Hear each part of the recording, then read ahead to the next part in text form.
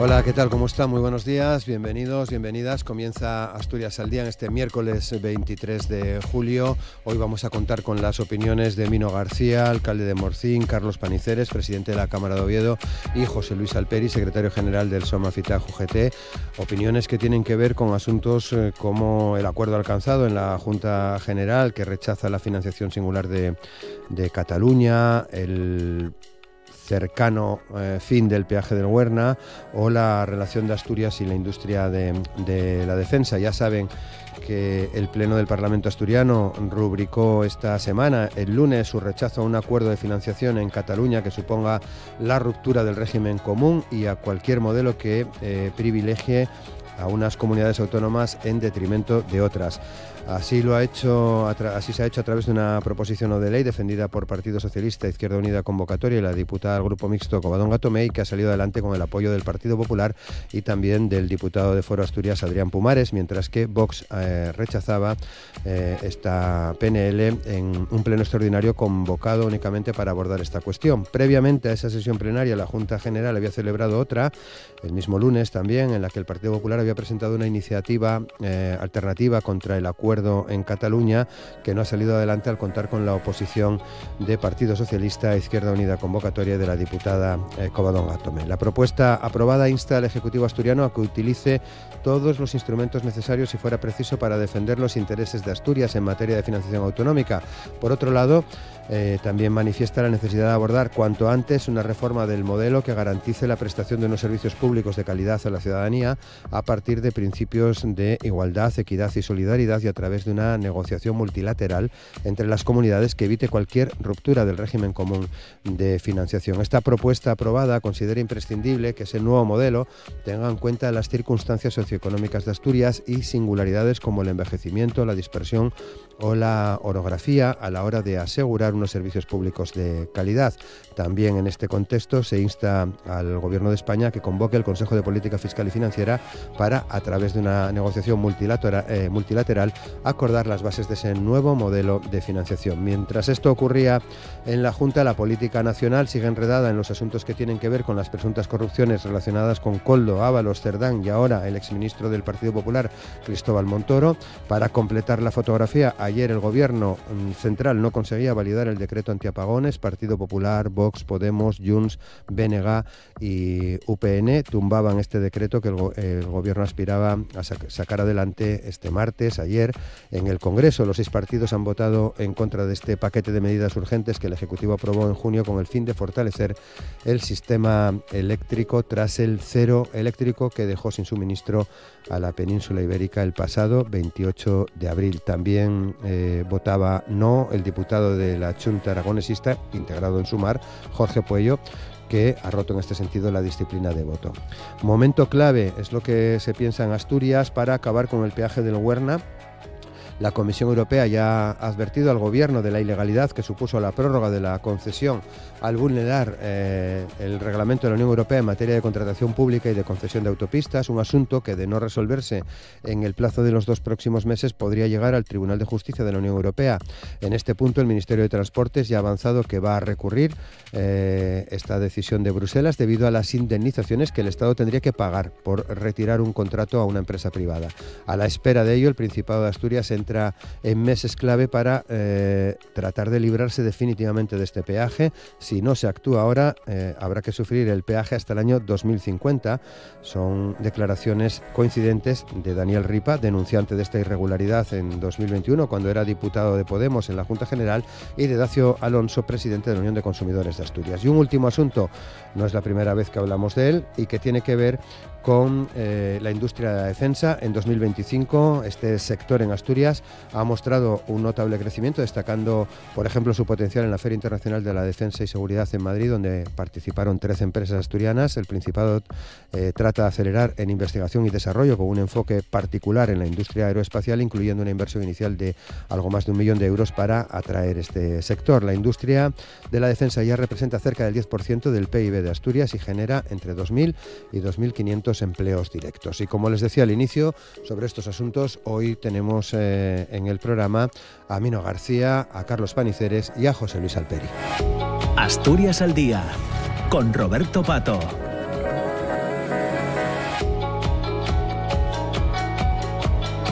Y con Amor Argüelles en el control de sonido saludamos a José Luis Alperi. ¿Qué tal? ¿Cómo estás? Hola, buenos días. Muy bien. Muchas gracias.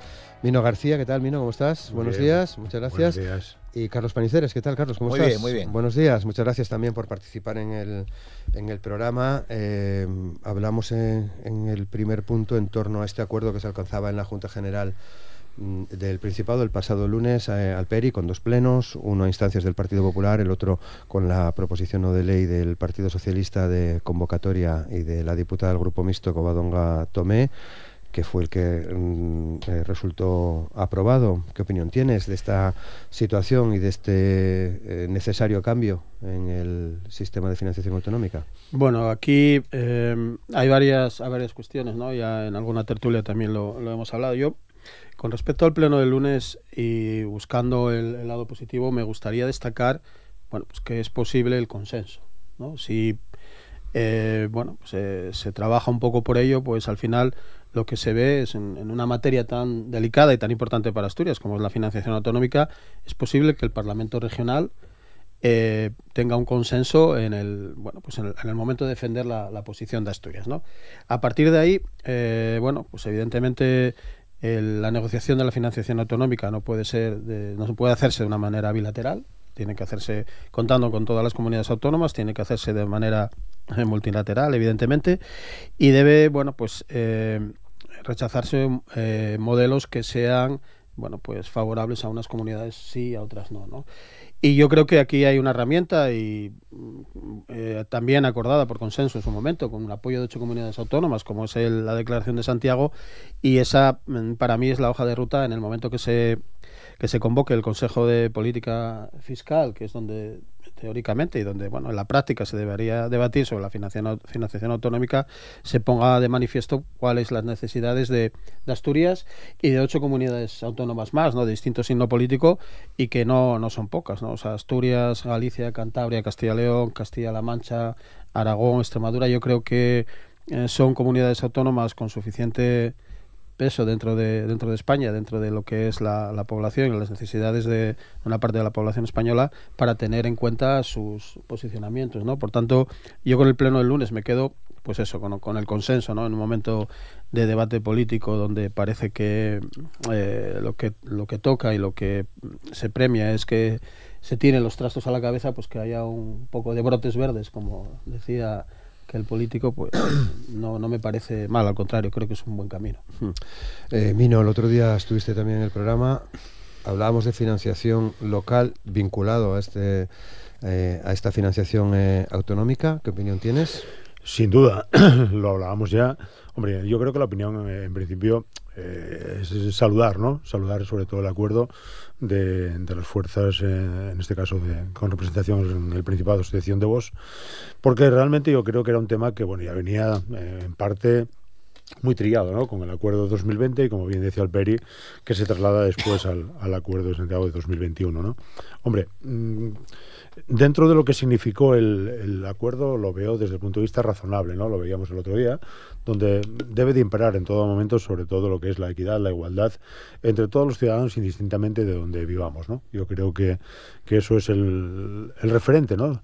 Y sobre todo porque más de una ocasión lo planteábamos, de que también el dejar cierta autonomía, ¿no?, a las comunidades autónomas sobre esa posibilidad de que decidan sobre una parte fiscal tan importante, pues estaba generando, yo creo que enfrentamientos y sobre todo, ¿no?, yo creo que posiciones que realmente, indistintamente por vivir en una comunidad autónoma u otra, los impuestos yo siempre planteé que deben de ser los mismos, ¿no? Por lo tanto, ¿por qué? Porque pues estamos hablando de reparto y si no siempre entra en discusión lo que son por una parte los ingresos y por otra parte hacia dónde van los recursos destinados, ¿no? Dentro de esa parte también de solidaridad que también debe de contener el acuerdo. Pero bueno, yo creo que ahora mismo, después de todo el rifirrafe que se creó, me quedo con el acuerdo, ¿no? Un rifirrafe que creo que en este momento sobraba porque, bueno, yo creo que las dos partes tenían más o menos definidas lo que era la línea roja, ¿no? la PNL de la izquierda en ningún momento hablaba de la armonización fiscal, dejando claro el que, bueno, eso era una línea roja para la derecha, pero también, ¿no? En la PNL de la derecha aparecía, como digo, el que figurase, ¿no? Esa autonomía de las comunidades autónomas fiscal que podría poner en riesgo lo que es el equilibrio territorial, ¿no? Por lo tanto, bueno, creo que no era necesario, pero bueno, al final me quedo con la parte del acuerdo. Carlos Paniceres, ¿cómo lo ves? Yo creo que es el debate más importante que tenemos por delante en Asturias, ¿no? Yo creo que aquí sí que nos la jugamos, ¿no? Como decía la canción, ¿no? Creo que lo que pase con la financiación autonómica para una comunidad autónoma donde las transferencias son fundamentales para mantener nuestros servicios públicos. Yo recuerdo hace una conversación con el entonces ministro Escrivá, en aquel momento presidente de la AIREF, hace 6 años, y donde hablando de este tema, la AIREF, que tenía, bueno, pues un poco todas las tablas y todos los estudios de lo que suponía, nos decía que cualquier modificación del sistema de financiación autonómica perjudicaría a Asturias, ¿no? En ese momento nosotros teníamos un modelo que nos beneficiaba bastante, y por lo tanto la ruptura de ese modelo en la dirección contraria podía ser absolutamente catastrófica. Por lo tanto, que haya una posición común, que haya, bueno, yo creo que en este caso hay que respaldar al gobierno. Por sus actos los juzgaréis, ¿no? Yo creo que hay que darle el margen de maniobra para que pueda defender los intereses de Asturias, y aquel famoso Pacto de Santiago, que yo creo que es un poco la línea, ¿no?, que se había marcado desde hace años, y bueno, todo lo que sea un consenso. Trabajar en una línea donde es muy importante que no salgamos perjudicados. Yo creo que si salimos perjudicados de este tema de la financiación autonómica, Asturias los próximos años lo va a pasar muy mal, porque evidentemente nuestra capacidad recaudatoria, nuestra capacidad fiscal, de endeudamiento, etcétera, no va a alcanzar para pagar una sociedad envejecida, con el incremento de los costes, etcétera, etcétera, ¿no? ¿Vuelve la pelota al gobierno central, entonces? Sí, evidentemente yo creo que es donde tiene que estar, ¿no? Creo que la opción de que, como decía antes, ¿no?, de que esto se vaya, la financiación autonómica se vaya debatiendo vis a vis, no entra en lo que debe ser la negociación, pero además creo que debemos, dentro de esa financiación y dentro de ese Consejo de Política Fiscal, pues lo que hay que debatir es un poco todo, ¿no? Y se apuntaba, tiene que ser una financiación solidaria. Asturias lo fue en su momento, o sea, esto es como si ahora mismo que Asturias, vamos a decir así, necesita solidaridad, Carlos lo apuntaba, ¿no?, por el envejecimiento de población, por la fisonomía de la población que tenemos Asturias frente a otras comunidades autónomas que, vamos a decirlo así, tienen más posibilidades de dinamismo, pues unas por capitalidad, otras por población, o por lo que, bueno, pues en cada momento ocurra. Aquí en Asturias, en su momento, como digo, fue solidaria con el resto de España cuando tenía, pues esa era de las comunidades autónomas con más desarrollo industrial, que al final era lo que tiraba del resto. Pues en este momento toca que esa financiación sea solidaria, ¿no? Y luego creo que dentro de ese debate de todas las comunidades autónomas hay que también hablar de cuestiones como la quita de la deuda y algunas cuestiones más que se están utilizando políticamente y de una manera extraña, ¿no? Aquí también comentamos, pues es cierto que muchas veces en la tertulia hemos hablado de estos temas, ¿no? Y otros como la quita de la deuda, bueno, pues resulta que cuando la quita de la deuda rechazada por las comunidades autónomas que gobierna el PP, siendo las más beneficiadas, bueno, Cataluña, por supuesto Madrid, Valencia y Andalucía, ahora vemos cómo directamente desde la Comunidad Autónoma de Andalucía se apunta a que Asturias se apunta de lanza. O sea, yo lo destacaba al principio, el consenso que se ha obtenido aquí en la Junta es una cuestión que debemos sentirnos orgullosos, conservar y cuidar, ¿no? Porque no se puede, y yo sé que es política y no entra en mis planteamientos que no se haga política con esto, se va a hacer política, por supuesto, es lo que hay y lo que toca, ¿no? Pero que se haga pensando en los ciudadanos, ¿no? Pensando 2 minutos qué ocurre pues cuando yo digo que no acepto una quita de la deuda, o cuando yo digo que voy a hacer una financiación singular en Cataluña, o cuando digo que no voy a contemplar, como decía antes, las singularidades de 8 comunidades autónomas, y soy muy insistente con eso, ¿no? Porque son 8 comunidades autónomas de distinto signo político, pero que han pues concebido cuáles son las necesidades de sus ciudadanos, de sus habitantes, ¿no? Y esa, digamos, yo creo que sería el punto de partida para poder hacer esa financiación, en la que, como apuntaba Carlos, evidentemente, y en aquella charla del que ahora es ministro, en aquel momento que fue ministro y estaba como autoridad de la IREF, en la Cámara lo apuntó, ¿no? O sea, Asturias en este momento es una de las comunidades autónomas que más tiene que estar vigilante por los posibles cambios en la financiación autonómica. Así que, pues esperemos que el Gobierno del Principado de Asturias, con el respaldo que le dio la Junta, pues sea capaz de ordenar esa situación y, evidentemente, de exigir al Gobierno central que no perjudique a nuestra comunidad. Carlos. Bueno, pues un poco esa idea, ¿no?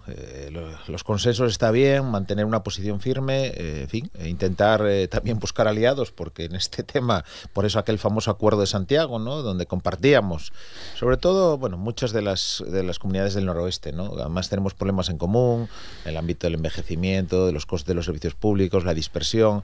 Bueno, hay varias comunidades que compartimos precisamente eso que hace que nuestros servicios públicos sean más caros, y luego, bueno, el tema del envejecimiento, que en sí mismo pues está muy bien, pero bueno, hay que reconocer que las proyecciones de envejecimiento de algunas comunidades autónomas, Asturias, Galicia, etcétera, en los próximos años va a hacer que vamos a tener que gastar más dinero en el ámbito social, en el ámbito sanitario, etcétera. Por lo tanto, las comunidades autónomas que tienen esos problemas, cualquier modificación que vaya en dirección contraria, y aquellas, digamos, más ricas aporten menos al sistema frente a los que somos más pobres, pues más pobres vamos a ser, ¿no? Y ese principio de equidad, y que independientemente de donde viva cada uno, pues que tengamos derecho a los mismos servicios públicos, ¿no? Mino. Bueno, yo creo que ahora mismo comparto, ¿no? Porque yo creo que se está en este momento poniendo sobre la mesa cuáles serían los riesgos de un modelo diferente que no tuviese en cuenta las singularidades de las 8 comunidades autónomas del noroeste, ¿no? Y sobre todo yo creo que se está planteando como consecuencia de una incertidumbre de que desconocemos al día de hoy qué va a acontecer, ¿no? en ese marco de negociación en el ámbito nacional.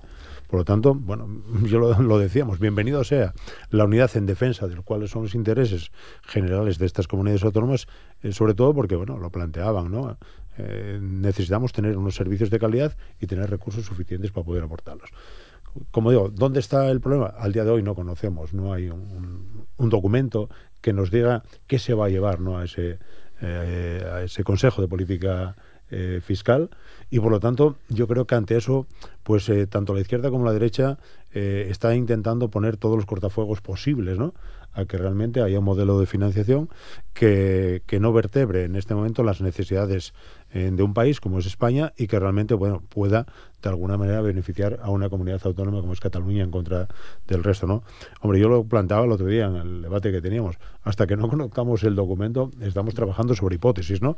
Por lo tanto, lo importante sería eso, mantener y tener claro cuáles deben ser los criterios, en este caso de financiación que debe tener Asturias, teniendo en cuenta de que, bueno, tenemos necesidades, pero que también hay otras comunidades como nosotros, o incluso peor que Asturias, que, bueno, también a veces tenemos que tener en cuenta, ¿no? Claro. Bueno, ese documento en principio hasta septiembre, que es cuando previsiblemente se va a reunir el Consejo de Política Fiscal y Financiera, no lo conoceremos, veremos entonces y comentaremos llegado el caso. Bueno, llevamos un par de semanas, una semana, Carlos, hablando del peaje del Huerna.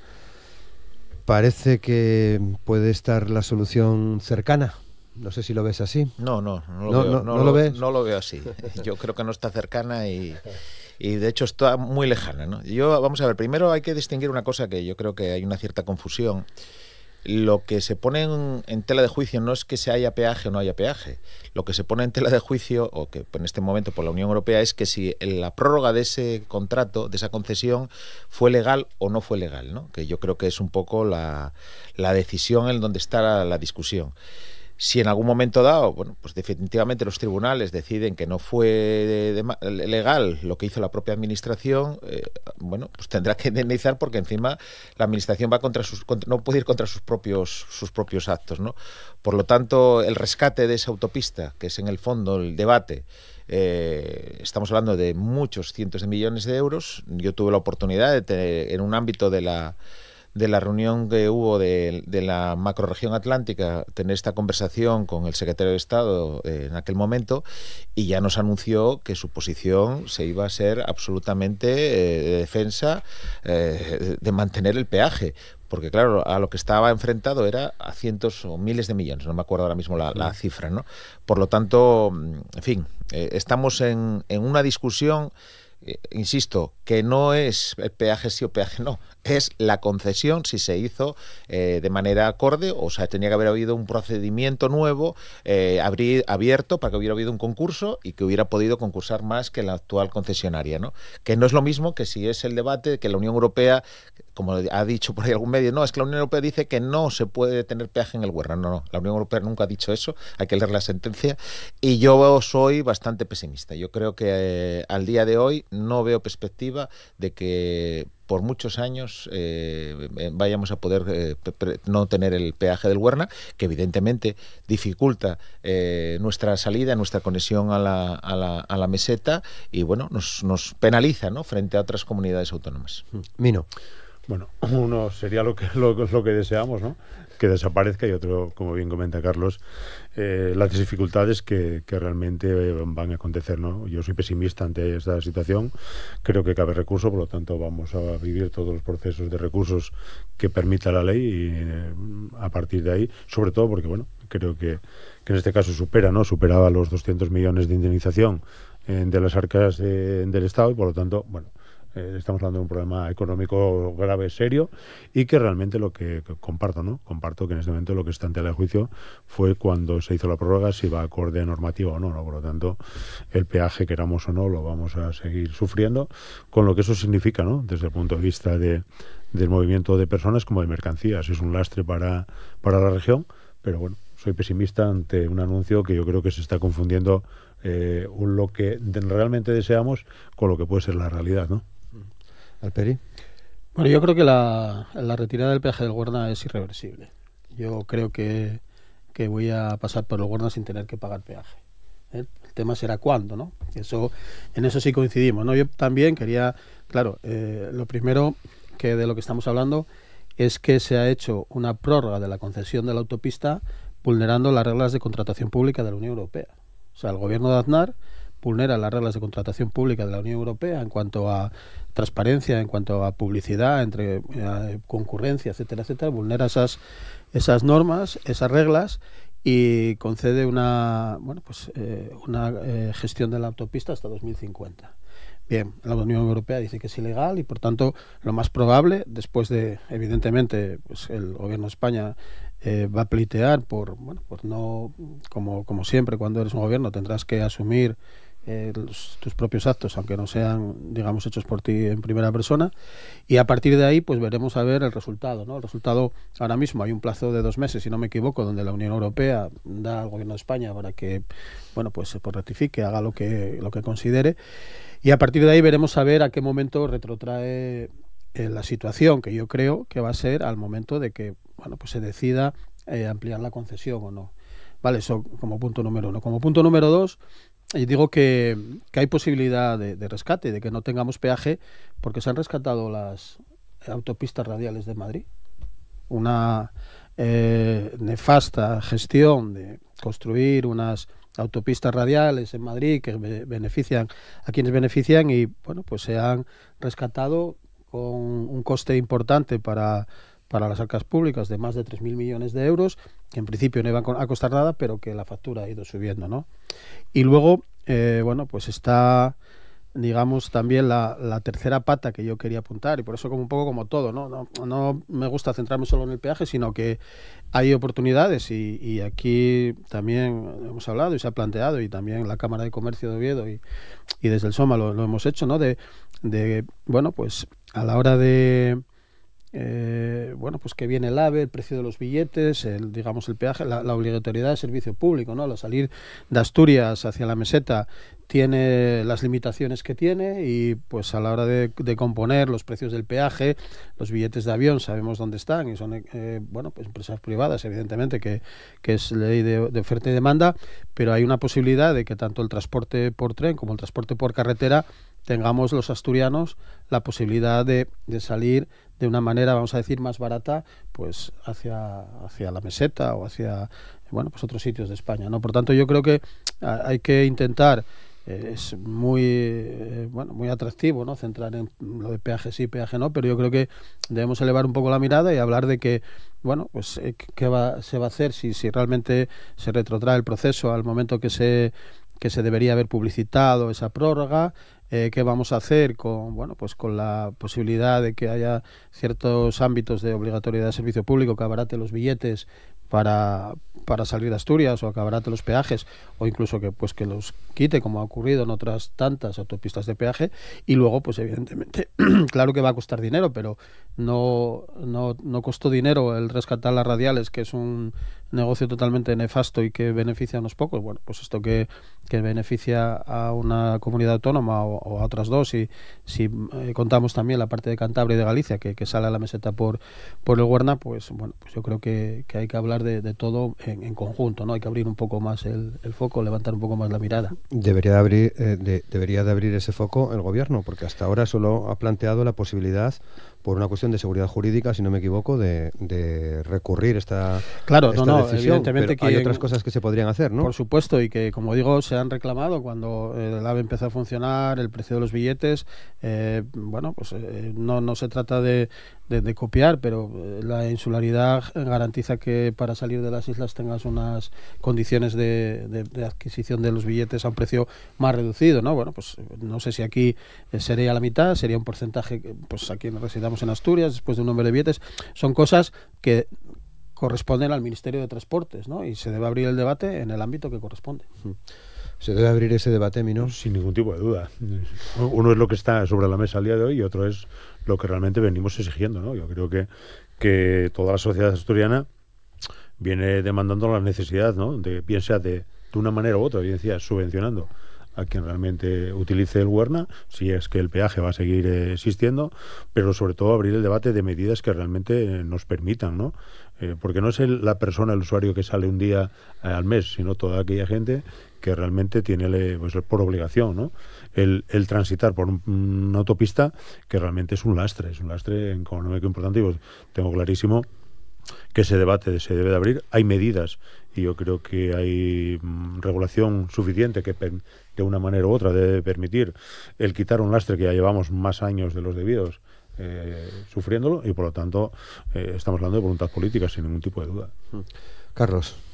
La verdad que el debate del mantenimiento de nuestras infraestructuras es un debate más amplio, ¿no? Yo creo que en su momento, como todos recordaréis, se habló de aquello del peaje en la sombra, para mantener todas las carreteras y todas nuestras autopistas, ¿no? Se retiraron en algunos casos algunos peajes, creo recordar en Galicia, creo recordar en Cataluña, creo que recordar en el Levante. Todavía quedan algunas de esas concesiones y yo creo que estamos ahí en esa discusión. En su momento con la Comisión Europea se habló de hacer ese peaje.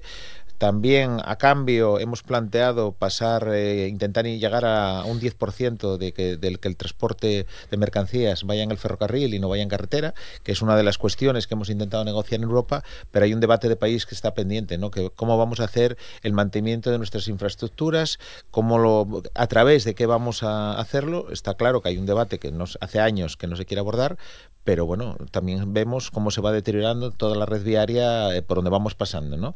En todo eso, pues bueno, nos hemos quedado también en esa especie de isla, ¿no? Nosotros, y creo que es la P7, creo recordar, y el peaje del Huerna y algún otro, nos hemos quedado en tierra de nadie en esta situación.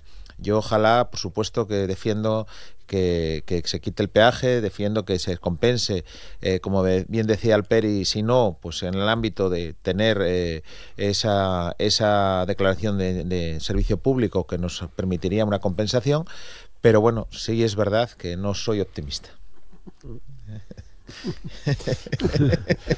Difícil nos lo pones, ¿no? Porque queda todo en la voluntariedad política.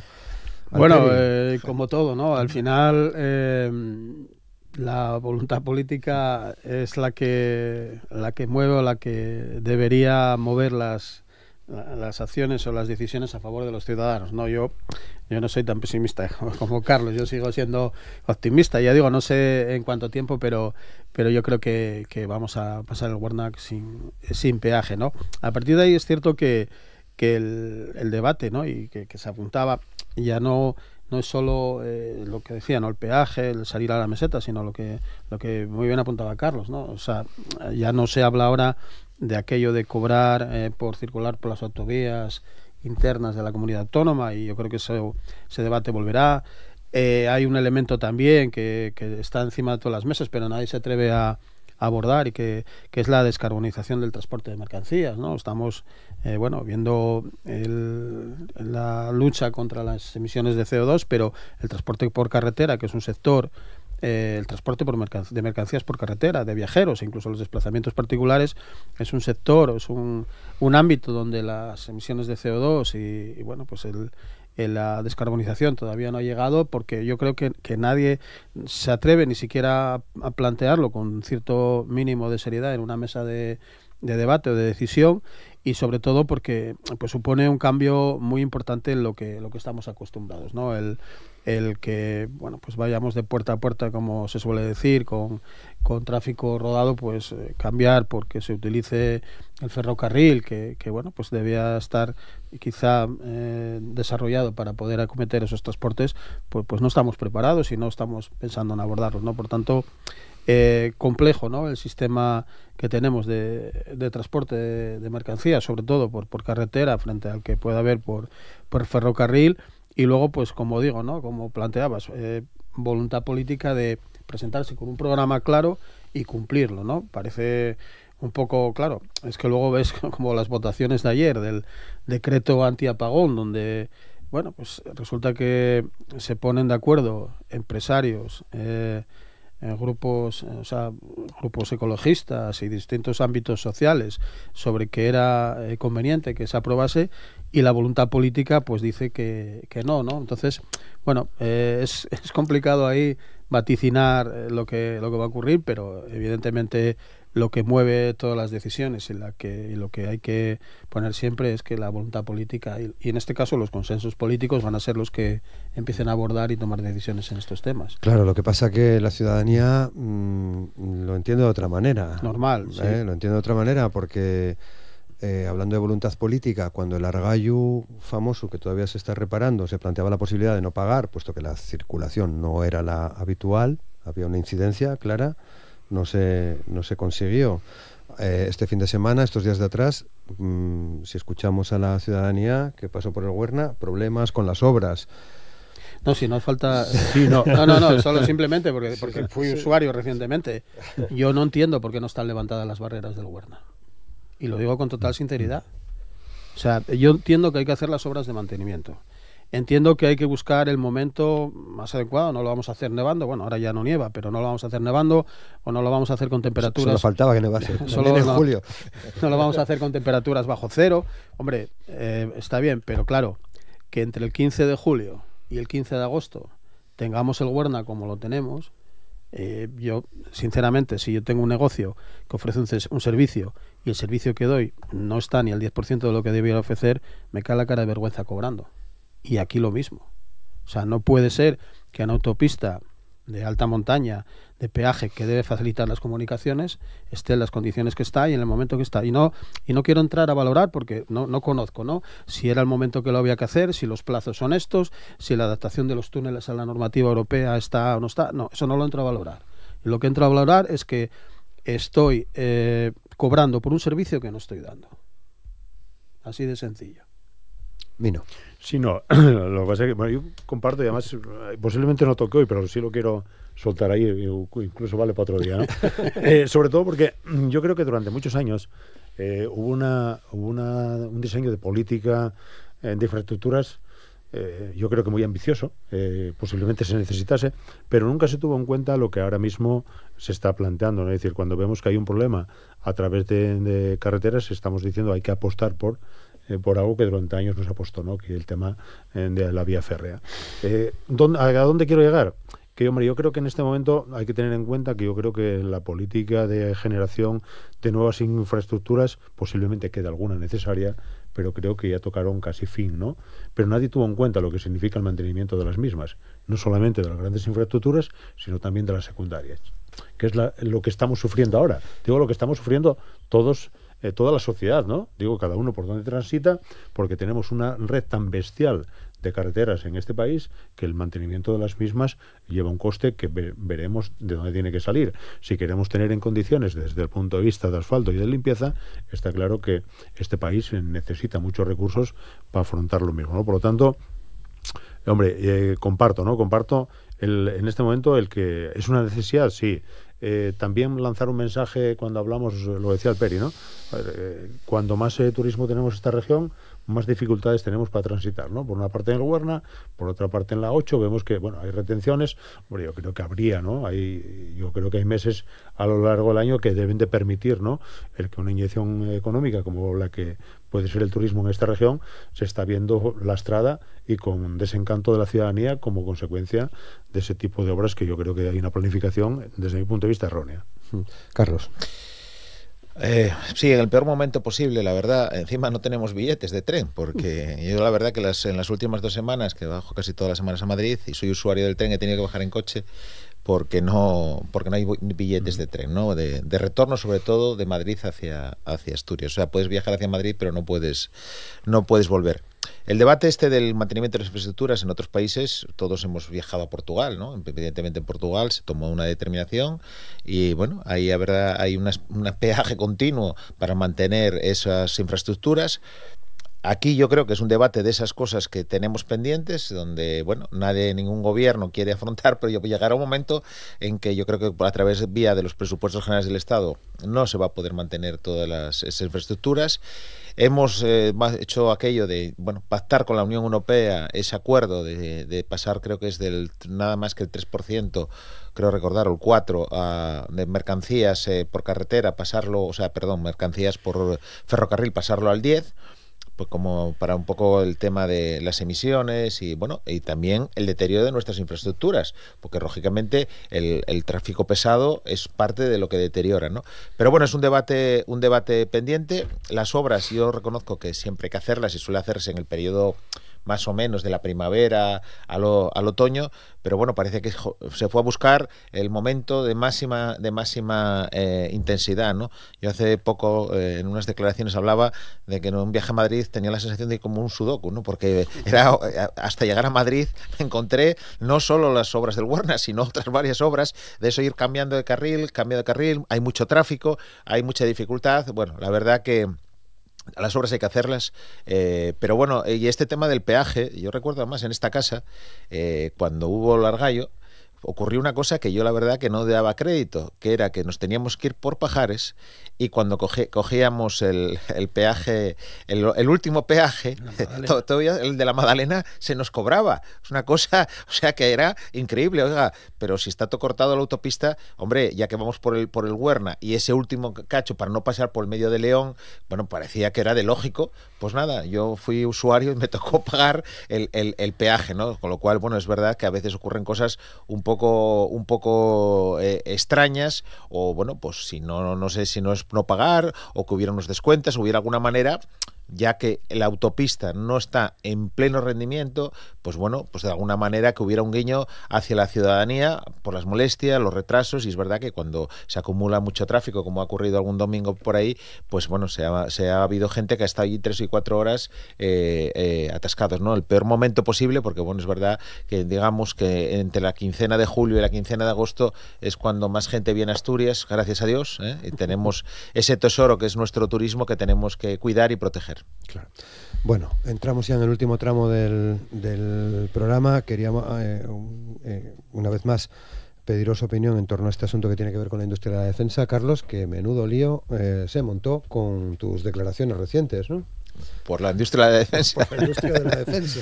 Bueno, en esta región a veces hay miedo de decir las cosas, ¿no? Eso que digo yo, que esta región a veces necesita un xilingón, ¿no? Para que se abran debates y que sean debates no más allá de las polémicas del ámbito de la reflexión, ¿no? Antes lo decías, ¿no? Hierro supone el 10% del PIB. Yo creo que es de las pocas oportunidades, por desgracia, económicas que vamos a tener en los próximos años, cuando hay algunas otras que están en incertidumbre, como es el futuro de ArcelorMittal y el desarrollo de los altos hornos y a ver qué va a pasar con eso. Y la industria de la defensa, que fue una apuesta de hace 3, 4 años que compartimos además con el gobierno asturiano, cuando nadie hablaba de esto, porque ahora todo el mundo habla de la industria de la defensa, que se ha trabajado bien, que se ha habido un clúster en el ámbito de las empresas, que todo el mundo ahora está metiendo el codo porque todo el mundo quiere tener industria de la defensa, porque claro, son miles de puestos de trabajo, industriales, buenos sueldos, innovación, transporte, en fin, es una de esas industrias tractoras, ¿no?, que se llama, ¿no? Y bueno, ¿qué está ocurriendo? Que lo sabemos, ¿no? Pues que en todos los sitios donde está llegando esta industria, por cierto, Cataluña, País Vasco, aquí no hay un problema ahí no hay otro problema de otras cosas, pero para esto todo el mundo quiere tener su tarta del pastel. Las universidades están absolutamente alineadas, ¿no? Porque ahí hay muchos temas de investigación, etcétera. Bueno, pues aquí tenemos una situación que es verdad que no es de este equipo rectoral, heredada, pero que tampoco se ha modificado, que es, bueno, pues que la universidad, en cierta manera, pues pone no colaborar en el ámbito de todo lo que sea la industria de defensa, investigación, etcétera, etcétera. Yo creo que es un error, porque tenemos que, al final, una entidad como la universidad es un servicio público que se financia con dinero público y tiene que estar también al servicio de su sociedad, de Asturias en este caso, y bueno, si puede ayudar a que fijemos más inversión en Asturias, que vengan más empresas, que esa investigación funcione mejor, que eso genere más miles de puestos de trabajo, yo creo que, bueno, pues cumpliría con uno de esos problemas, ¿no? En fin, partiendo de un hecho, porque dice, no, es que es distinto ¿cómo es? La industria de la defensa que la industria de la guerra. No, en fin, es un tema de definición. Yo evidentemente no me gusta la guerra, no estoy a favor de la guerra, ni soy un belicista, pero es verdad que tenemos que invertir más en defensa, que Asturias está muy bien posicionada. Pensemos que estuvimos a punto de desaparecer, lo saben bien aquí en el ámbito sindical, estuvimos a punto de desaparecer y ahora hay casi 2.500 personas trabajando y con perspectivas a que sean unos cuantos miles más, ¿no? Entonces, bueno, yo simplemente lo que digo es que, hombre, intentemos alinearnos todos, gobierno, empresa, universidad, para que peleemos porque los demás están peleando. Es que en Castilla, León, en Castilla-La Mancha, en Andalucía, que nosotros estamos compartiendo todo el tema de la vía Carisa, todo el mundo está abriendo sus puertas para decir, sean bienvenidos esas inversiones, esa generación de economía, de empleo y demás. Y la universidad, a mi modo de ver, tenía que ser un aliado en esa llegada de esas inversiones, y para que se sientan, no solo que inviertan lo que está previsto, sino mucho más. Mino. Bueno, yo creo que ya en otro programa, ¿no?, de debate, sí, lo planteamos, donde indistintamente que nos pueda gustar más o menos a unos u a otros el tema de la inversión en defensa, ¿no? Pero está claro que es una realidad, ¿no? Entonces, siendo una realidad, yo en aquel momento planteaba que, siendo Asturias, ¿no?, una región claramente industrial, una región en la cual hubiésemos disfrutado en aquel momento de un número de empresas y sobre todo también de puestos de trabajo importantes, ¿no?, un trabajo cualificado, un trabajo estable. Yo soy de los que planteo que ante una realidad tenemos que estar en la primera línea de salida, ¿no? Todo lo que signifique en este momento poder atraer a Asturias recursos que generen sobre todo actividad y empleo, no tengo ninguna duda. Creo que en este momento sería un error si en este momento la propia universidad también está planteando pues el no colaborar en esa idea, porque yo creo que la defensa ahora mismo avanza a pasos agigantados, sobre todo en nuevas tecnologías y nuevos métodos de defensa, ¿no? Por lo tanto, no estamos hablando de la generación, creo que en este caso, de de armas, sino de todo lo contrario, ¿no? Estamos hablando en ocasiones también, seguro, sin ningún tipo de duda, la defensa también significa eso, pero bueno, tengo claro que todo lo que signifique en este momento generación de empleo, yo voy a estar a favor del mismo, porque bueno, lo conozco, lo vivimos en Asturias, un empleo de calidad, estable, y creo que puede al mismo tiempo generar empleo directo e indirecto, y por lo tanto, todo lo que pueda venir a Asturias hay que apostar por ello. Alperi. Sí, yo recuerdo que hace poco, ¿no? El debate el debate que se generó con el 5% de aumento, o sea, el 5% que se debía destinar a la industria de defensa en la cumbre de la OTAN, donde España dijo que bueno, que no iba a destinar el 5%, sino iba a destinar menos, ¿no? Y la pregunta que yo hago, ¿no? Y es, bueno, está visto, Macron, de hecho, ya va a reducir pensiones, sistema sanitario, etcétera, porque va a aumentar ese gasto en defensa. Ahora, ¿para quién, no? O sea, ¿a quién lo vamos a dar ese dinero europeo? ¿A Estados Unidos? Yo creo que debemos ser hábiles, debemos ser consecuentes y debemos aprovechar lo que tenemos, ¿no? Y aquí en Asturias pues hay un ecosistema industrial muy importante, porque Asturias somos industria y queremos seguir siendo industria, y no va a ser la misma industria que había, evidentemente, pero esa adaptación yo creo que nos compete a todos, ¿no? El Gobierno de Asturias, creo que el ecosistema empresarial, las inversiones van decididas y firmes en ese camino. Hay un ámbito muy importante que es la I+D+I, ¿no? Este tipo de industria genera mucha actividad en I+D+I, porque bueno, siempre todos los adelantos tecnológicos vienen de ese sector, vienen de la mano de ese sector, y aquí estamos hablando de, bueno, pues de lo que todo el mundo tiene en la cabeza, ¿no? Pues que si Santa Bárbara, que si Rheinmetall, etcétera, pero hay otras empresas, hay otros ámbitos, como puede ser pues la Fundación Idonial, que es una fundación bueno, pues de I+D+I muy marcada, en el que abarca muchos ámbitos relacionados con ensayos de materiales, con nuevos usos, etcétera, que va a desarrollarse y que tiene mucho potencial ligado a esta industria, o empresas tradicionalmente ligadas a la minería, como fue Adaro, que era la que fabricaba las lámparas de mina y que ahora abre pues el abanico en temas de primeros auxilios, de bueno, pues de botiquines, de otros ámbitos relacionados con este tipo de industria también. Juntas Navales es una de las que está en el ámbito de estas bueno, participación en estas ferias de defensa, pues que tiene mucho arraigo en Asturias y que lleva desarrollando su tecnología durante muchos tiempos, electroníquel, bueno, pinturas, o sea, hay una serie de empresas que no necesariamente son los que fabrican carros de combate o proyectiles, sino que tienen un ámbito también importante, y ese ecosistema que, como digo, se va a potenciar por el aumento que se ha decidido en la Unión Europea del gasto en defensa, cuando también estamos pidiendo una autonomía estratégica industrial dentro del ámbito europeo. Yo creo que Asturias tiene en este momento uno de los mejores posicionamientos para poder estar bueno, pues en el puesto, en el top 3, vamos a decir, de esas empresas, ¿no?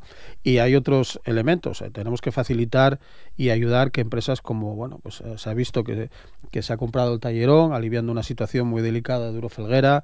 Hay otras ideas, otras, bueno, posibles inversiones e implantaciones en Asturias que vayan atrayendo bueno, pues a conformar ese sector de una manera potente. Y luego, que no nos engañemos, y Carlos apuntaba, había Carisa, o sea, la Ruta de la Plata, ¿no? Que Asturias, Extremadura, Jaén, están pues en un ámbito en el que lo que no sea capaz de atraer y asentar Asturias lo van a buscar ellos, ¿no? Además de los típicos, pues País Vasco, Cataluña, Valencia, Andalucía en su conjunto. O sea, aquí hay una competición por atraer industria a las comunidades autónomas. Asturias está en una situación, como digo, de top 3, vamos a decir así, y luego, y con esto termino esto, el tipo de empleo, ¿no? El empleo industrial siempre es empleo estable y de calidad, y con un efecto tractor sobre el resto de empleos del sector servicios principalmente. Por tanto, aprovechemos esa oportunidad, no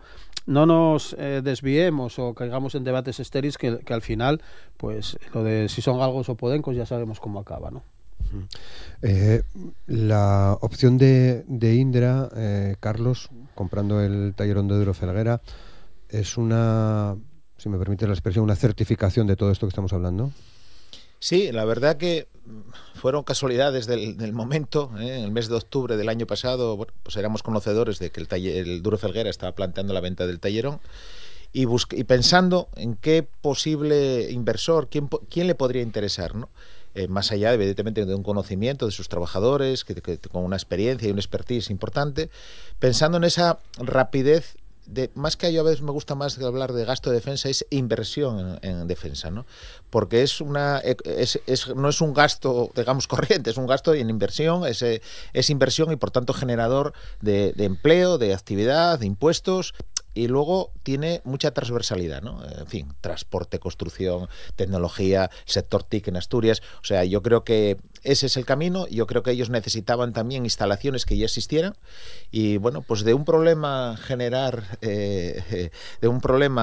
un camino de salida y un éxito, yo creo que es una magnífica noticia esa decisión, que además tiene mucho más alcance, ¿no? de lo que algunos piensan, ¿no? Porque algunos quieren minusvalorar el tema. Bueno, en fin, simplemente afecta a 150, además 170 trabajadores, por supuesto que son unas cifras importantes, pero yo lo que veo ahí es un desarrollo mucho más allá, ¿no? Y estoy hablando probablemente, si va todo bien, de miles de empleos, de centros de innovación. Y por eso tenemos que ponernos todos en las pilas y decir, a ver, ¿cómo podemos hacer y se está trabajando en ello, y además quiero reconocer la labor de la Consejería de Ciencia y de Sequence, porque cuando nadie apostaba por eso, y decían eso de benditos locos, que nadie apostaba por eso, aquí se apostó. Y llevamos ventaja. Pero bueno, tenemos que rematar la faena, porque es verdad que en los últimos meses, yo estuve en la Feria de la Defensa, en fin, una cosa espectacular. O sea, había colas para entrar en IFEMA. O sea, como si cuando era lo del turismo. O sea, una cosa que antes estaba todo el mundo sorprendido. Y allí todo el mundo, y aquí no había comunidad autónoma, los vascos intentando llevarlo para allí, los catalanes que tenían poco también quieren llevarlo para allí. O sea, todo el mundo quiere llevar esas inversiones. Y estamos compitiendo, que es una de las cosas que en muchas ocasiones en esta región, que era también un poco lo que decía, estamos un poco aquello de ya nos llamarán. No, aquí no te va a llamar nadie. O vas a buscarlo, o vas a pelearlo y vas a facilitar la llegada, o otros territorios nos van a quitar esa inversión. Y hombre, algunas dificultades tenemos de futuro y esto nos puede ayudar a aliviar otras situaciones que tenemos con algunas otras industrias comprometidas y algunas inversiones también en dificultad, ¿no? Por eso yo creo que esta oportunidad hay que poner toda la carne en el asador por parte de todos, ayuntamientos, gobierno de Asturias, lo que poco que podamos ayudar desde las cámaras, y yo pido que la universidad también, más allá de debates, no sé muy bien de qué tipo, tengamos que estar alineados con la innovación y la investigación, porque además mucha de esa innovación e investigación que llega vía por la defensa, como vemos luego, se aplica en otras cosas de nuestra vida, ¿no? GPS, podemos poner muchos ejemplos que empezaron por la vía de la defensa y hoy forman parte de nuestro ecosistema vital. Bien. Mino. A ver, hay una parte que desconozco, cuáles son las intenciones y los proyectos de Indra. Lo que está claro que es una buena noticia, ¿no? El que realmente la gente del Tallerón pueda tener continuidad. Y además, sobre todo porque, bueno, yo creo que estamos hablando de una gente con una cualificación especial y que sin ningún tipo de duda es muy atractivo para cualquier empresa que quiera mantener un proyecto industrial, en este caso en esta región, ¿no? Por lo tanto, dispone en este caso de infraestructura, pero lo más importante es, como digo, es la cualificación, que gente que se adapta a cualquier proceso industrial sin ningún tipo de duda, porque llevan muchos años trabajando en ello, ¿no?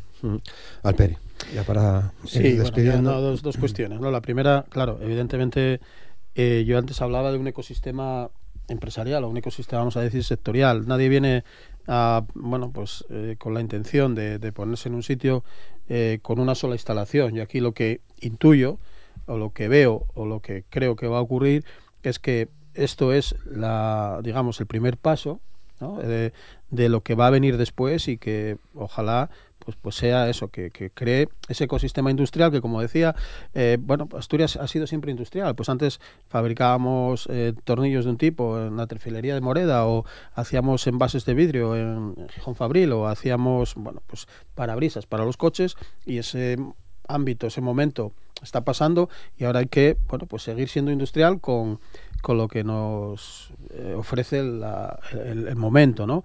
Y el momento, como digo, es que hay una importante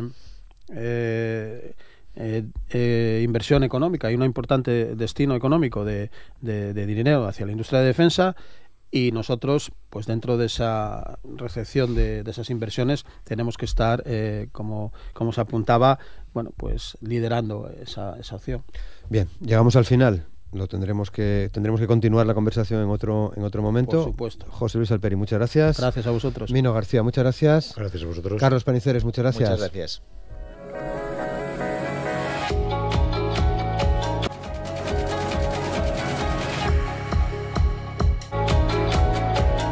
Y güey, na entrevista de Asturias al Día vamos a hablar de algunas cuestiones que tienen que ver con la lengua asturiana. Está con nos Xosé Ramón Iglesias, que es académico de la lengua asturiana. ¿Qué tal, Xosé Ramón Monchu? ¿Cómo estás? Buenos días, muchas gracias. Hasta ahora presentábate como secretario de la Academia de la Lengua, sí. Pero hubo cambios, ¿no? Sí, la semana pasada, bueno, cada 4 años hay elecciones a la Xunta de Gobierno, y la semana pasada hubo elecciones y yo ya llevaba 2 mandatos de secretario, y entonces pasé el relevo a Claudia Elena Menéndez, que va a ser una gran secretaria de la Academia. Que ya la nueva secretaria. Claro, 2 mandatos, 8 años. Sí, va 8 años de secretaria. De tiempo, sí. ¿eh? Ya tiempo, ya, sí. Ya, bueno, podría seguir más, pero bien, yo creo que está bien renovarlo, dar paso a xente nuevo, y demás, ¿no? Fueron 8 años además muy intensos los de estos 8 que tuvimos. O sea, los últimos 4 sobremanera, ¿no? Sí, todo el mandato, los 8 que lleva. Yo entré hay 8 años con Riaño de presidente, cuando tomó relevo él de Ana Cano, y estos 8 años fueron 8 años además muy intensos, muy políticos. Fueron los años yo llamo los de la oficialidad, porque 2 vegaes tuvimos a punto de sí. Una faltó y la segunda, bueno, que acaba de votarse ahora, por primera vez al Parlamento por mayoría absoluta decántase por la oficialidad, pero no con los votos necesarios para reformar el estatuto, ¿no?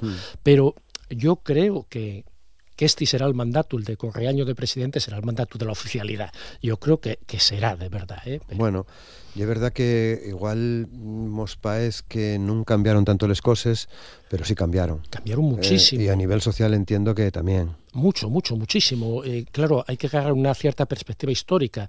Estamos hablando, la Academia créase en el 80, finales de 1980, y pensemos la valoración social que el asturiano tenía en Asturias, y la valoración que tiene ahora. Es decir, el camino que se hizo en estos 40 años fue enorme. Primero, digamos, lingüístico, filolóxico, el trabajo de los 20 primeros años con García Arias de presidente, pues dotó al asturiano de todas las herramientas lingüísticas imprescindibles. Es decir, de cómo escribir, es que no había unas normas ortográficas, ya en el 81 salen las primeras, a una gramática, a un diccionario. Es decir, fue ese trabajo tremendo, ¿no?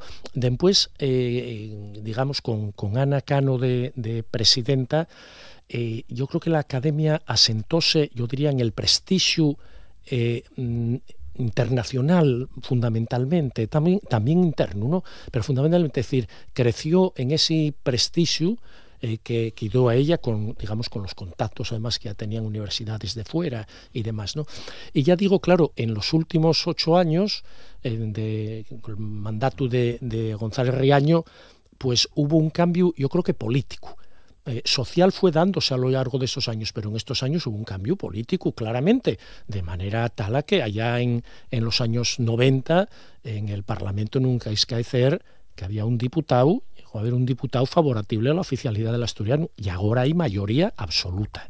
Es decir, de 45 diputados, 23 votaron a favor de la oficialidad del asturiano. Es decir, que por lo tanto, no es una cuestión de opinión o que yo sea optimista, que también soy optimista, pero que son los datos reales, ¿no? Esa evolución. Y yo creo que eso va a caer por el propio peso. Por eso digo que yo creo que en los próximos años vamos a ver la oficialidad, porque lo mismo que fueron camudándoles opiniones unos partidos, el otro gran partido de Asturias, el Partido Popular, va a camudar también, porque no hay otra solución.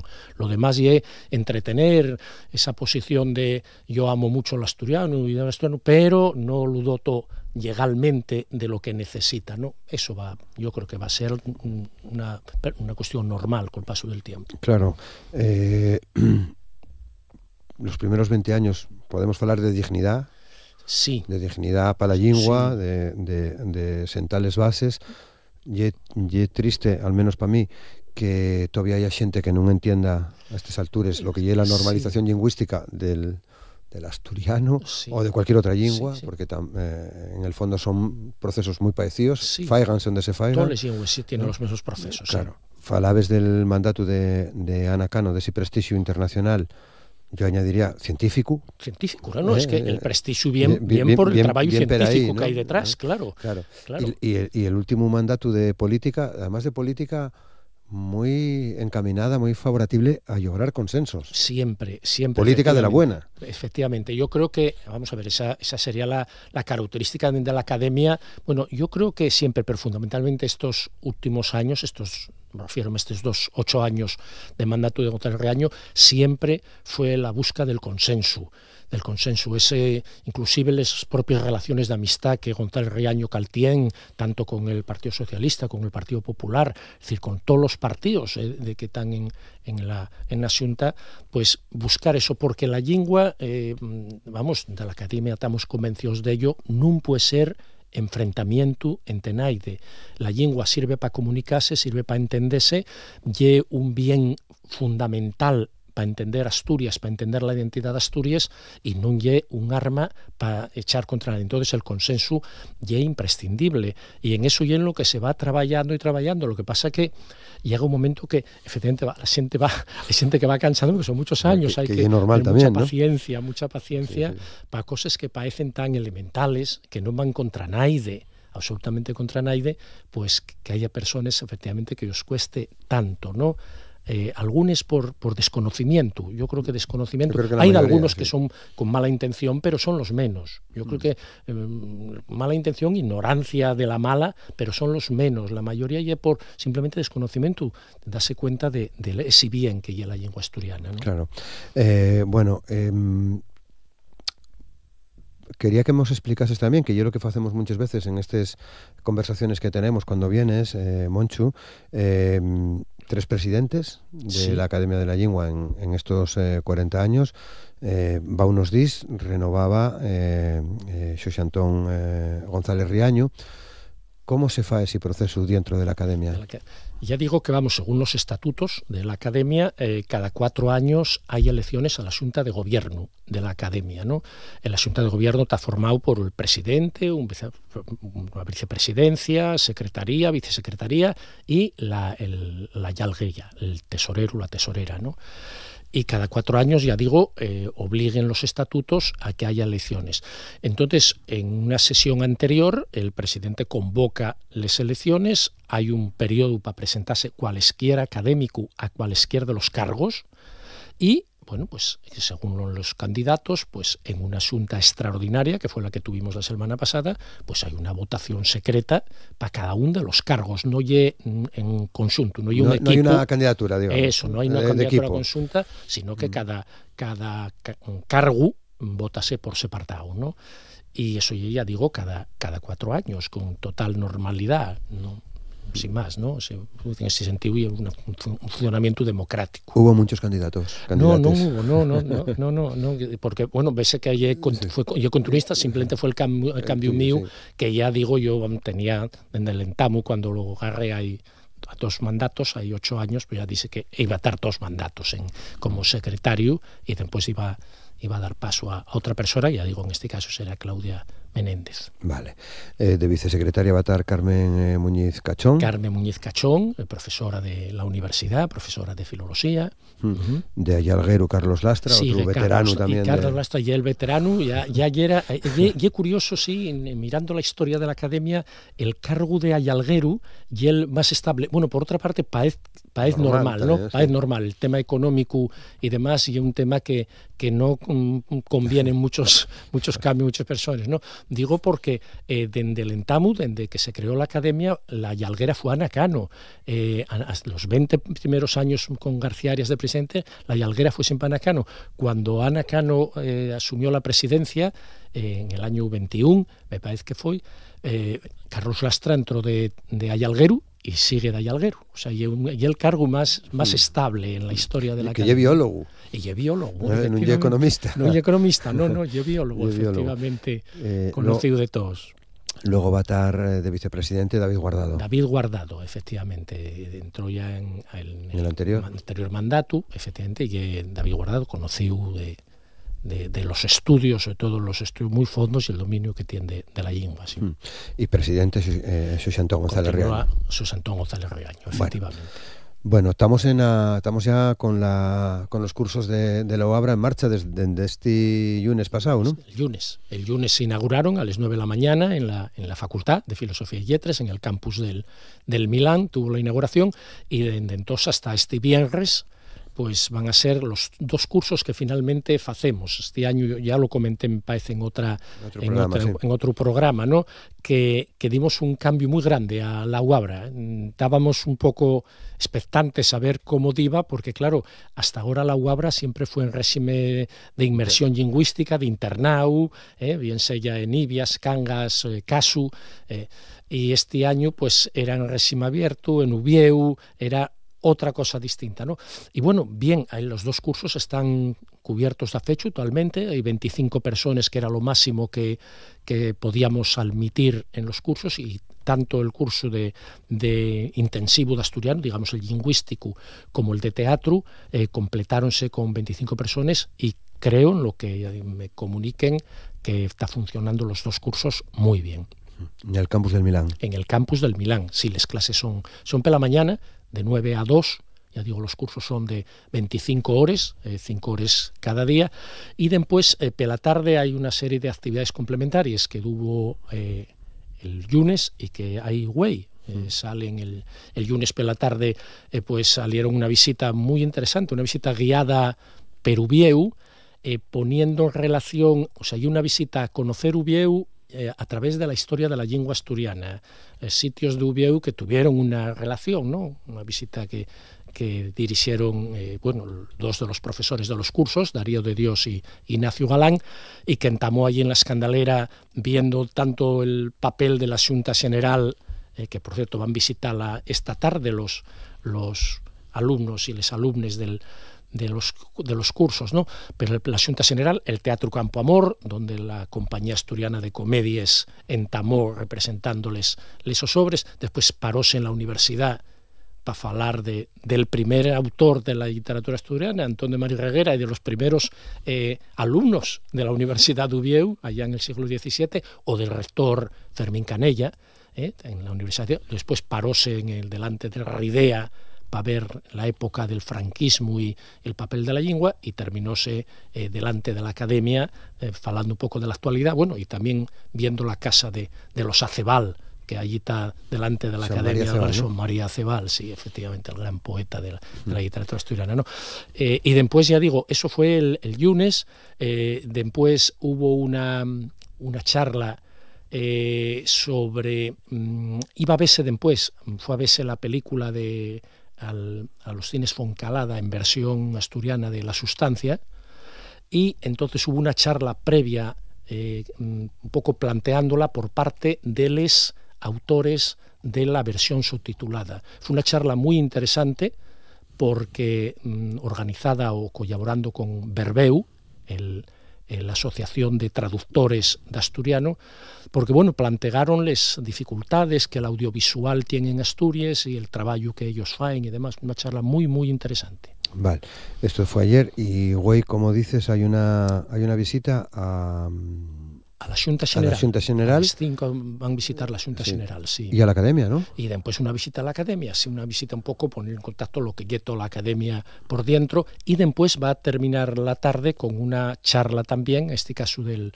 profesor Xavi Callao, sobre, Xavi Callao ganó este año el concurso de investigación de la academia sobre recollida de toponimia oral, y entonces va de alguna manera a comentar con el alumnado de los cursos como fizo ese traballo en Oles, en Villaviciosa, como fizo el ese traballo y lo que implica la recuperación toponímica de alguna manera, ¿no? Vale.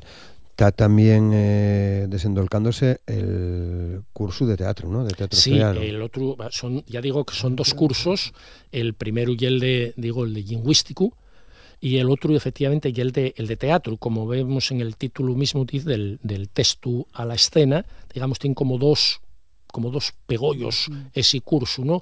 Una parte, digamos, más del texto, más literaria, por decirlo de alguna manera. Ahí están como profesores, pues Darío de Dios, que mencionaba antes, profesor en la universidad, o David Fernández, que está acabando ahora mismo la tesis doctoral sobre el teatro asturiano del surdimiento de los últimos 40-50 años. Entonces va a examinarse de alguna manera los textos del asturiano, pero al mismo tiempo que un curso práctico, la otra pata, como dice, está en la escena, en el escenario, y entonces de profesorado hay tanto gente que se dedica a la enseñanza del teatro, estoy refiriéndome a María José Rubio, estoy refiriéndome a Laura Cuervo, como profesionales del teatro, Laura Iglesia de Higiénico Papel o Antón Camaño de Nuntris.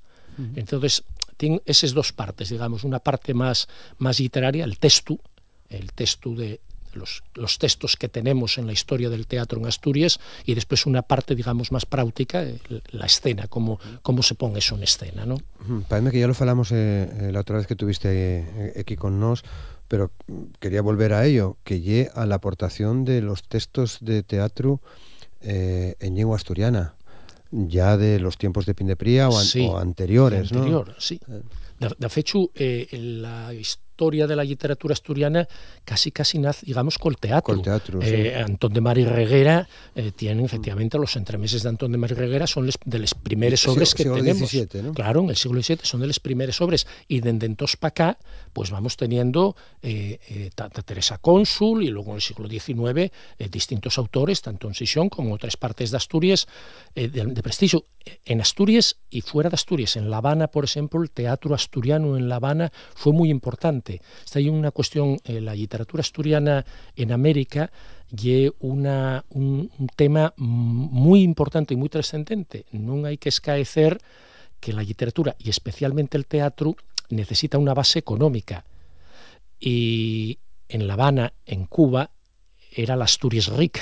Claro, allí estaba el dinero, allí estaban los emigrantes, la inmigración que tenía dinero y que quería de alguna manera además recordar y ver Asturias representada allí. Entonces hay un montón de autores asturianos que o bien están allí representados, el mismo Pindepría que citabas tú pasó por la migración y tuvo en La Habana y allí representó, y otros que desde aquí mandaban los textos allá a La Habana y editabas en La Habana. Es decir, igual ya era algo más fácil allí que aquí, ¿no? Seguro, no, que ya era una cuestión económica, claro. Quiero decir, ahí lo que manda en este caso con la cultura, con la literatura, son los perres, está claro, ¿no? Y La Habana, ya digo, ya era el centro, ¿no? Sobre todo ahí en las finales del 19, esa domina en donde se juntaron en La Habana, por una parte, los miles y miles de soldados asturianos luchando en esos años finales, y por otra parte los que podemos llamar indianos, emigrantes, ahí dio una combinación para el teatro sobre todo muy interesante, ¿no? Falabes de los entremeses de Antón de Mari Reguera, que lle casi más conocido por el famoso pleito de los restos de Santolaya. Sí. Que hay mucha gente que desconoce esa historia, Moncho, seguro que te pasó, y que esos restos están en la Catedral de Uvieu, ¿no? Sí, que efectivamente. Santolaya es la patrona de la diócesis, además, ¿no? La patrona, evidentemente. Y que entonces, ese pleito uno de los primeros documentos en lingua, en lo que podemos llamar lingua asturiana, ¿no? Pasa por ser, por lo menos por lo que conocemos ahora, por ser el primer texto literario de autor conocido que tenemos, ¿no? Que es de 1639, y efectivamente hay un pleito, así se titula la cuestión, porque la diócesis de Uvieu, los canónigos de la catedral, pues efectivamente peléense con Mérida, peléense con los extremeños por de quién son los restos de Santa Olalla.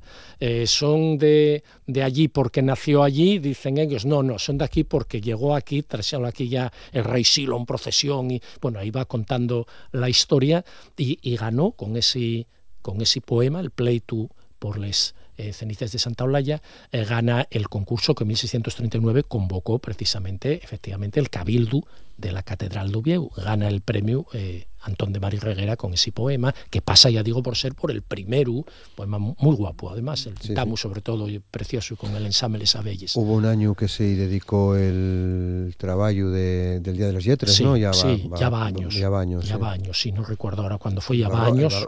Sí, el barroco asturiano, me parece que era en general, Antón de Mari Reguera, ¿no?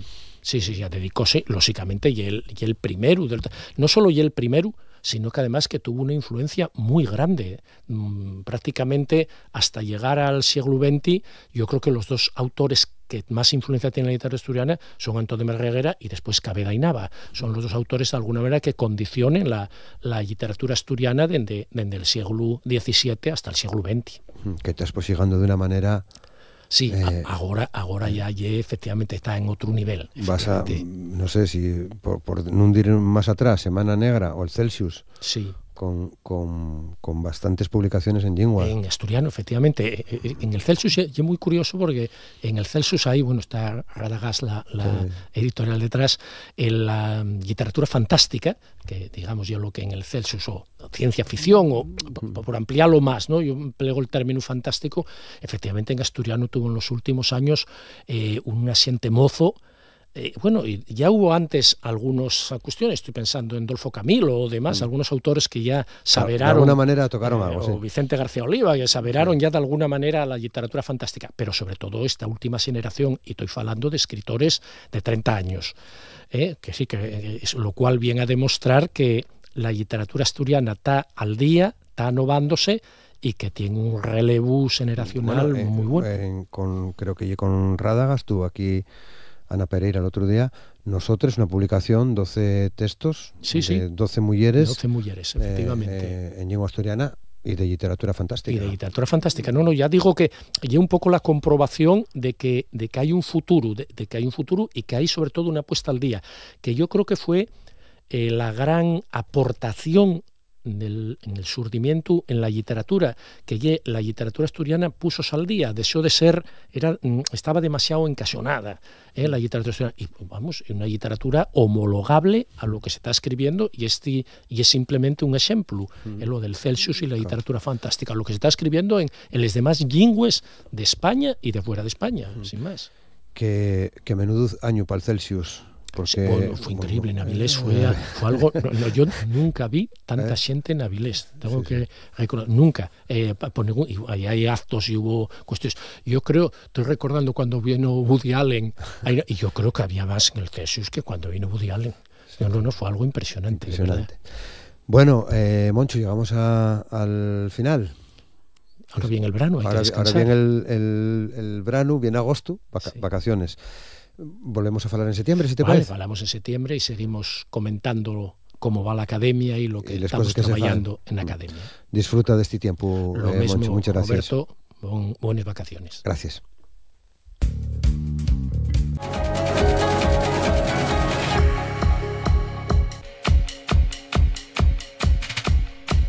Y hoy vamos a cerrar el recorrido del programa, el recorrido de Asturias al Día, en este miércoles, hablando de el certamen, el Campeonato Mundial de Bateo del Oro en Navelgas, que ya está muy cerca.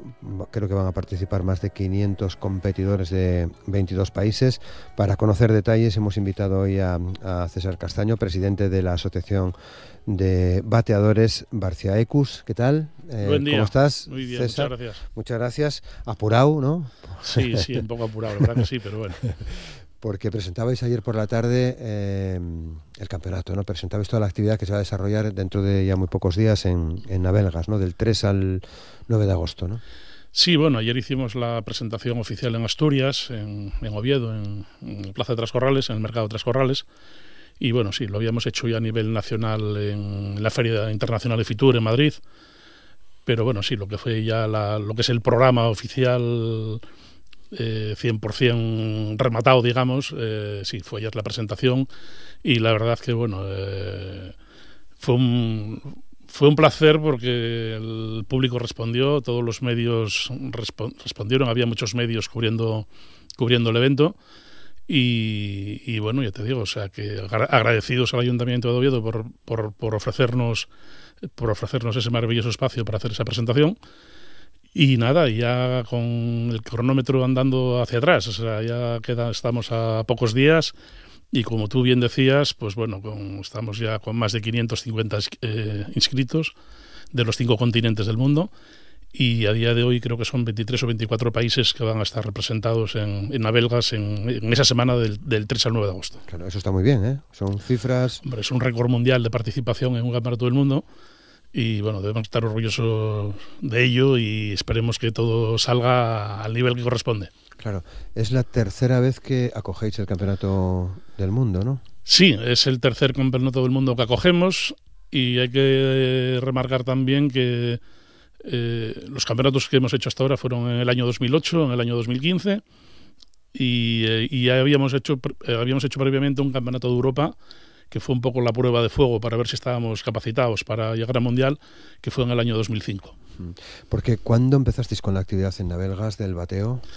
Bueno, la actividad del bateo en Navelgas viene de los astures y de los romanos porque bueno, tenemos la suerte de que en todos los ríos de la comarca del entorno son ríos y arroyos en los que hay oro, que la gente no es que nazca como las amapolas, ¿no? Pero bueno, que hay que trabajar mucho. La gente piensa que buscar oro que es muy fácil, no. Para buscar oro hay que ser muy sacrificado. Es para algunas hoy no es oficio para prácticamente nadie, al menos en España.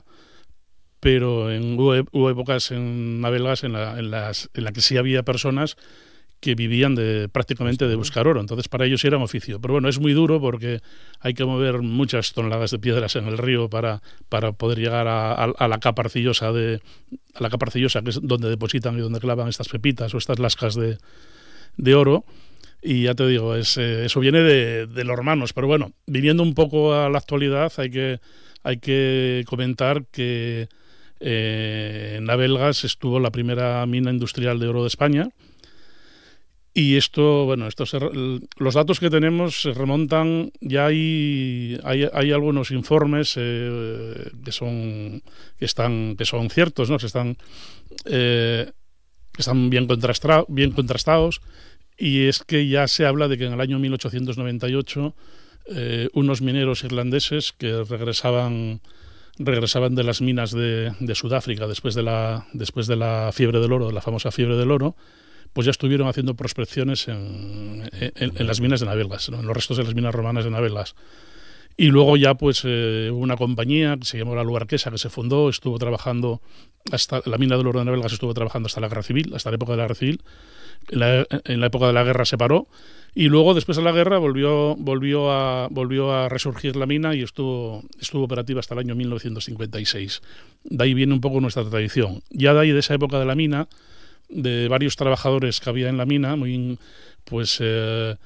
había un británico que era el encargado, que era conocido como el Mister, y todo el mundo lo llamaba el Mister. Muy británico. Todo el mundo en el pueblo lo llamaba el Mister, ¿no? Entonces él enseñó a varios trabajadores de la mina la técnica de lavar oro y más o menos fueron descubriendo cómo y dónde, y fueron viendo que no solamente en la mina sacaban oro, sino que también en el río aparecía oro, ¿no? Entonces, pues bueno, este hombre transmitió sus conocimientos, sobre todo a un mítico buscador de oro, que ahora es mítico, que ya no está entre nosotros, ¿no? Porque falleció hace años, que se llama Enrique Sanfiz, que fue quien mantuvo la tradición en Navelgas, tanto él como acompañado de sus hijos, ¿no? que le acompañaban al río a buscar oro, porque él este oro luego lo vendía a los, como él decía en esa época, a los sacamuelas de Luarca, ¿no? a los dentistas, ¿no? O sea, que de ahí viene un poco toda la tradición, y desde ahí a nuestros días, en que desde el año 1997, que nosotros nos enteramos que existían campeonatos del mundo de esta especialidad de buscadores de oro, pues ahí nuestro alma mater en Navelgas, Manolo Linares, cogió a varios buscadores de oro y se plantó en Italia en el año 1997 porque se enteró de que ahí iba a suceder una competición de buscadores de oro, un campeonato mundial, y fue a ver qué pasaba, a ver de qué iba esto y a ver si nos podíamos enrolar en esta historia para sacarle provecho a nivel turístico, pues como busca cualquier zona rural deprimida de Asturias, ¿no? Y fue una bendición porque a través de ahí arrancamos, ya yo me incorporé en el año 98, Manolo me dijo, César, coge la gaita, vete preparando la gaita, que el año que viene te vas a California con la gaita, que tenéis que ir al Campeonato del Mundo a California. Y ahí empezamos esta andadura de asistir a los Campeonatos del Mundo de Buscadores de Oro.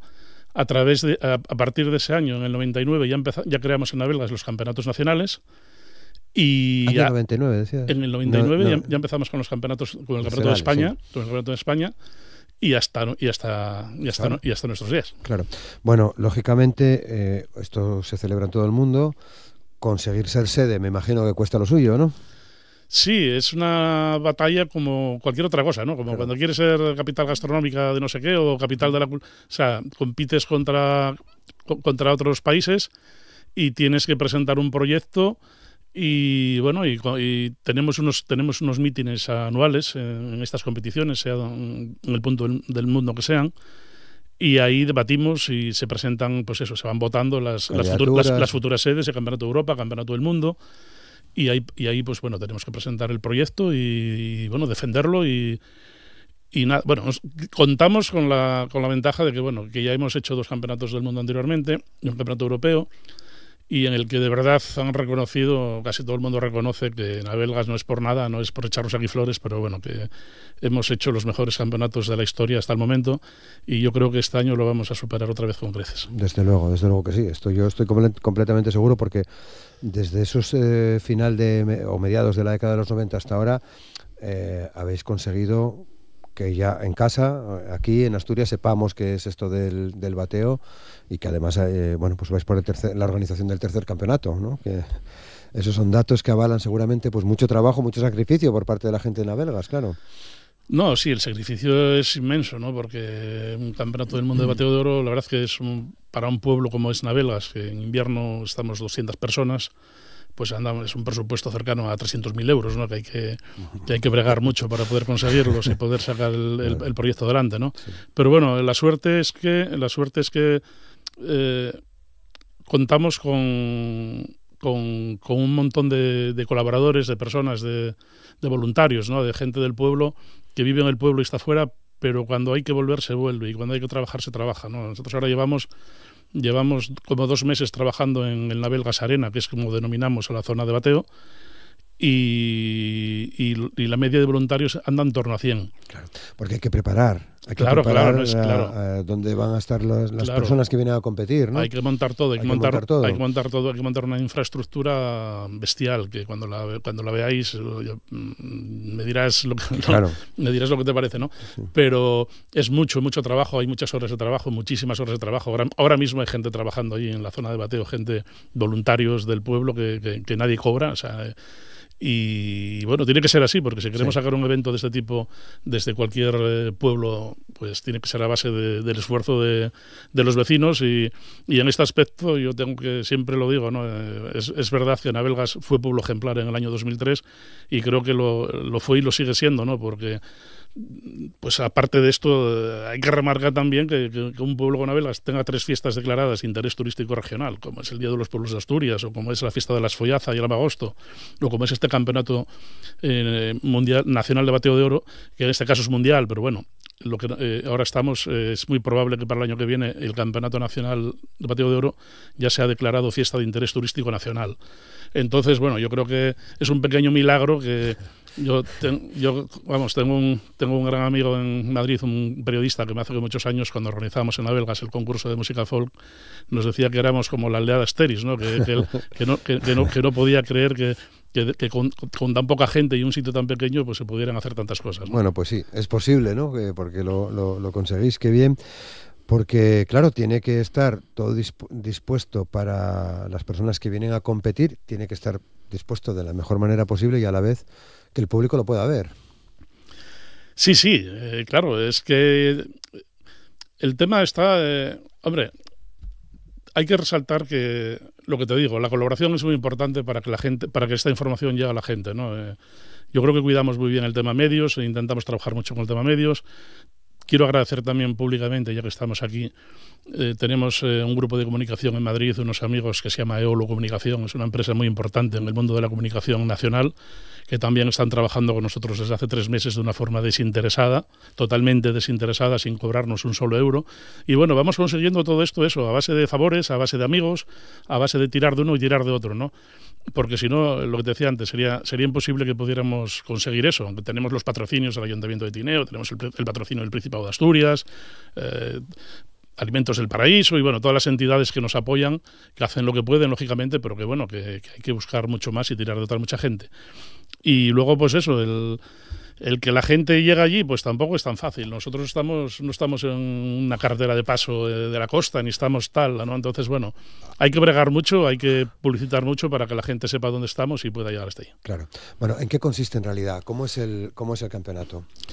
Bueno, el campeonato, estos campeonatos nacieron en Laponia, en Laponia finlandesa, o sea, en pleno círculo polar, ¿no? Y esto al principio, estas competiciones cuando nacieron, los buscadores iban libremente al río y eran el que X jornadas más gramos de oro encontraba, se pesaba el oro y el que más gramos conseguía, pues ganaba, ¿no? Pero ¿qué pasa? Que bueno, pasa que estas competiciones mundiales se organizan siempre en espacios protegidos. ¿Y por qué son espacios protegidos? Pues son espacios protegidos porque son sitios que tienen algo que ver históricamente con el mundo del oro. O sea, sitios donde existieron minas, o sea, por decirte algo, yo qué sé, Alaska, el Yukon, o sea, son sitios que tienen una historia en torno al mundo del oro, ¿no? Entonces, ¿qué pasa? Al ser sitios históricos, todos están protegidos. Incluso Navelgas, que tiene los restos de las minas romanas, también son espacios protegidos. ¿Qué pasa? Que tú no puedes meter ahora 550 buscadores de oro, que muchos de ellos son mineros profesionales, a la vez en un río porque te lo ponen patas arriba, o sea, te lo dejan como un solar, ¿no? Entonces, bueno, ¿qué hubo que hacer? Ya hace un montón de años que como ya no se permitía que los buscadores de oro entrasen al río masivamente de esta forma, pues lo que se ha hecho ahora es sacarlo del río. Se hace siempre en estos espacios, en estas zonas, pero con una serie para que nos hagamos una idea, son como unas piscinas, como unas pequeñas bañeras, donde cada bateador tiene su espacio y los competidores van entrando de 30 en 30, en series de 30, les dan un cubo, como un cubo de pintura, como 1 kilo de 20 kilos de arena, de material, y en cada serie de 30, pues esa serie lleva el mismo número de pepitas, que son pequeñísimas, son como cabezas alfiler, o sea, son muy, muy pequeñas, son diminutas. Y los buscadores tienen que lavar este material en el menos tiempo posible, con lo cual ahora estas pruebas, lo que se busca en estas pruebas es quién es el buscador de oro más rápido del mundo. Y ahí va, entonces solamente el juez de la prueba sabe las pepitas que hay en cada serie. Uh-huh. Y tú tienes que lavar ese material, encontrar las pepitas, tú tienes un pulsador que paras tu propio tiempo y ese tiempo ya lo ves reflejado en una pantalla, en el orden en el que va saliendo, con los tiempos que haces, ya te deja clasificado en la pantalla.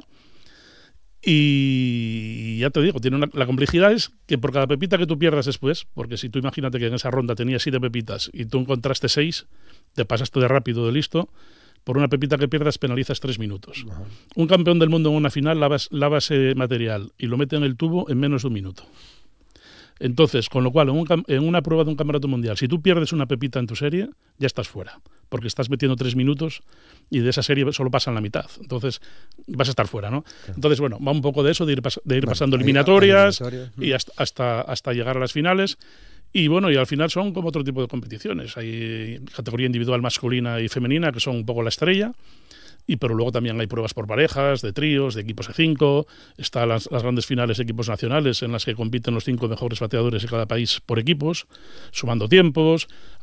Desarrollamos desde hace tiempo la competición por familias, o sea, porque entendemos que si no metemos a los críos al juego, a la historia, pues esto al final se va a acabar perdiendo, ¿no?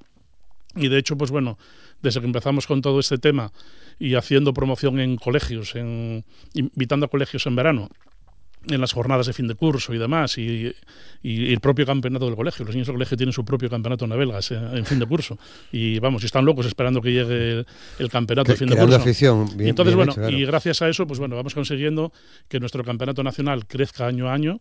En este momento nuestro campeonato nacional, si no es el primero, es el segundo número de participación en el mundo, y eso es lo que va forjando que cada año vaya más y vayamos creciendo poco a poco. Claro.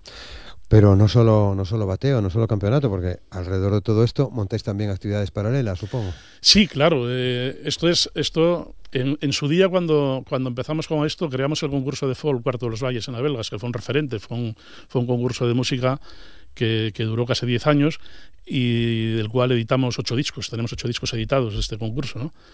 Y este concurso nació para dinamizar, para acompañar a la competición y que la gente por las noches y por las tardes tuviese una distracción y unas actividades para poder estar ahí disfrutando del pueblo, ¿no? Y en este caso, pues en este Campeonato del Mundo, pues sí, empezamos el domingo día 3, que es el desfile inaugural, que es a las 5 de la tarde. Yo recomiendo a todo el mundo que pueda que se acerque a Navelgas el domingo por la tarde, porque todos los países desfilan con sus ropajes tradicionales, con sus banderas, con grandes bandas, tenemos de todo, bandas de gaitas, grupos folclóricos,